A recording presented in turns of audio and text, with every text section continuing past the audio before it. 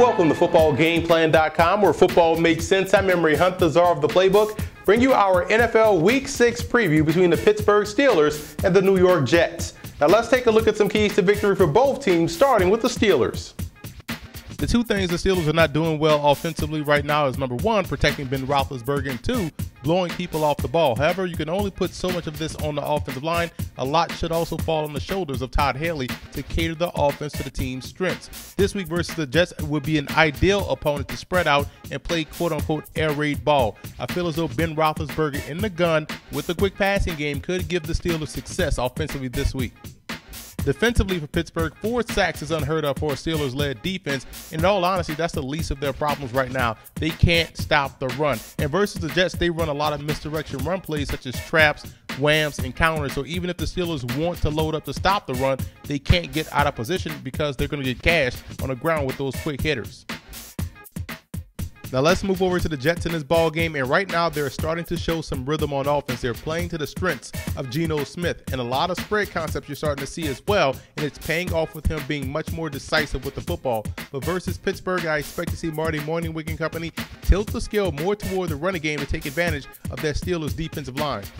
Defensively, I really love the way the Jets are playing defense right now. They're physical, they're aggressive, and most importantly, their assignment sound. Rarely do you see them out of position. Now this week versus Pittsburgh, it's imperative that the safeties play the way you're taught. Stay deeper than the deepest man because of Ben Roethlisberger's ability to extend plays. Otherwise, you're going to get gashed deep down the field.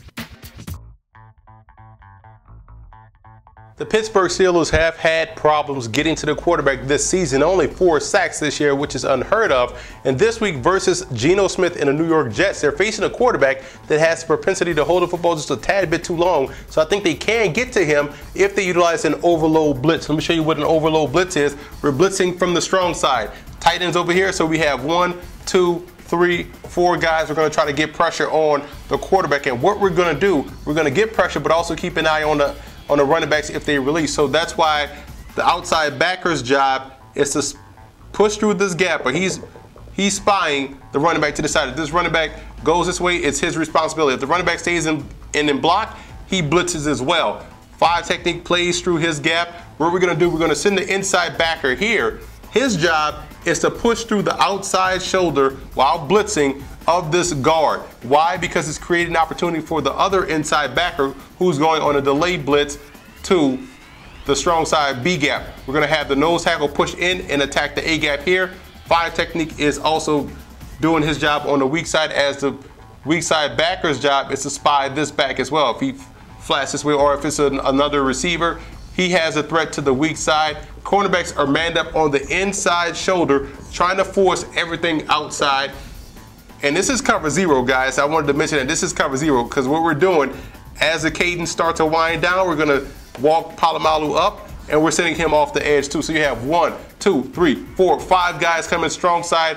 Free safety works over, and his job is to be manned up on that tight end if he free releases. So that's one way they can get pressure on Geno Smith, who has the propensity to hold the football a little bit too long. Plus, you have to trust your cornerbacks versus the Jets wide receivers. You can get aggressive with those guys at the line of scrimmage. So I think if they utilize an overload blitz, it puts them in a great position to make a big play versus that Jets offense.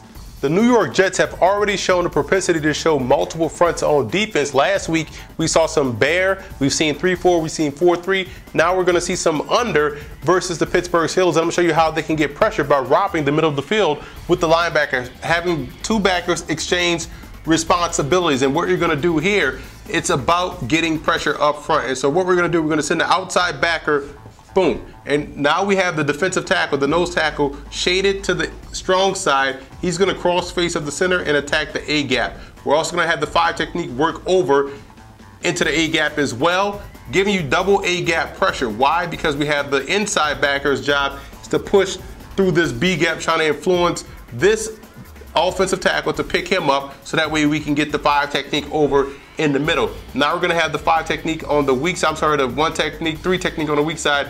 His job is to push through the offensive tackle, and here's where the exchange is going to take place. We're going to have the inside backer drop down into flat coverage right here. We're going to bring this outside backer down, robbing the middle of the field in case they call a quick pass here to the tight end. You're robbing with the backer.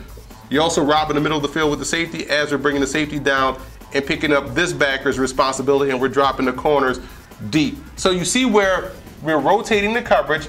We're robbing the middle of the field with the linebacker. We're also robbing the middle of the field with the safety, but we're also getting double A gap pressure. We're sending the two backers, and it's a great way to get pressure on the Pittsburgh Steelers, who are having problems right now picking up the blitz, identifying stunts, and I think this is how the Jets can get pressure on Big Ben and maybe come away with the turnover. The X factor for the Steelers in this ballgame will be Troy Polamalu. I think they can get creative with how they utilize him in a running game as well as in pass coverage. He could be the ultimate X factor in this game to confuse and frustrate Geno Smith in that Jets offense.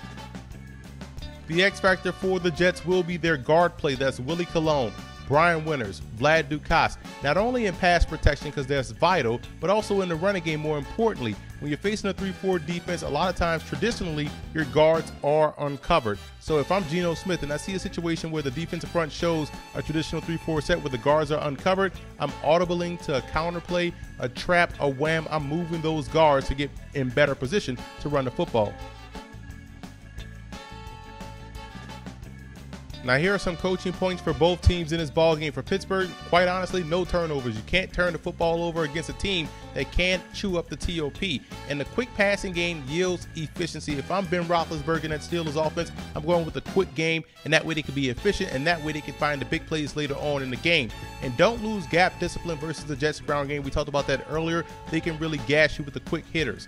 Now for the Jets in this ballgame, you want to control the tempo on offense. Last week versus Atlanta, you showed great tempo, and they led to 2 early touchdown drives. And also, I would stay fresh over the center with the nose tackle. Rotate those nose tackles, put different guys over the center, and you could have some success going against Fernando Velasco of the Pittsburgh Steelers. And you have to own the middle of the field on defense versus the pass, as well as in the running game. You want to make those receivers fear going over the middle. And you also want to make sure those inside linebackers shut down a running game at or behind the line of scrimmage.